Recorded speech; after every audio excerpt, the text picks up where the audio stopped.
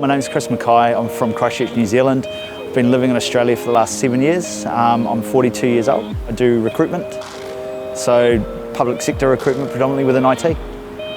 So what brought me to Australia was I was living in the UK for about 10 years. Left New Zealand in '99, went over there. When we moved to Australia, moved to Melbourne, we had a circle of friends that were living here and didn't feel that the job opportunities in Christchurch would be as good as they are in Melbourne. We moved here so it was closer to get home as well as opportunities, so it's a 3-hour flight to get back to New Zealand to see our families. The salaries are a lot better here for what I do, and the same for what my partner does. The lifestyle is fantastic.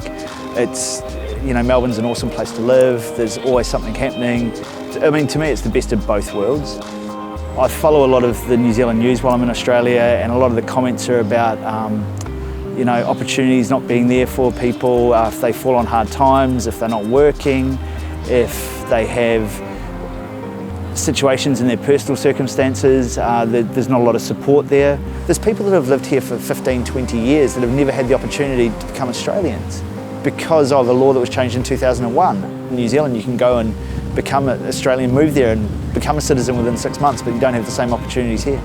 So in July 2017, the laws are changing where if you are a New Zealand citizen who has been in Australia for the past 5 years, who's earned in excess of, I think it's $55,000 a year, there's a pathway open to citizenship. It's almost an economic migrant type scenario as opposed to giving New Zealanders the opportunity. The Australian attitude seems to be if you don't like it, go. And that's from the very top down.